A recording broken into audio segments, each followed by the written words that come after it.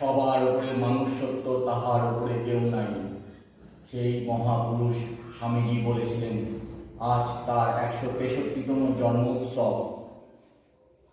সেই জন্ম উৎসবে আমি তাকে মাল্যদান করে নিজেকে ধন্য মনে করছি। তিনি আমাদের কাছে নেই, তিনি ছাড়া আমাদের অসম্পূর্ণ জীবন।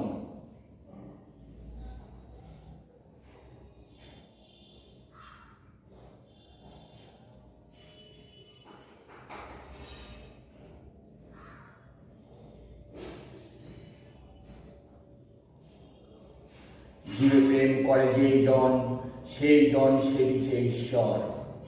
তিনি বলেছিলেন, জীবকে প্রেম করো, তাহলেই তুমি ভগবানকে লাভ করতে পারবে, মন থেকে ডাকতে পারবে, প্রভু।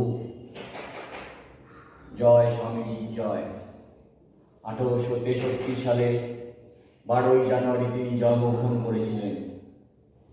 তাকে মাল্যদান করে আমি নিজেকে ধন্য মনে করছি।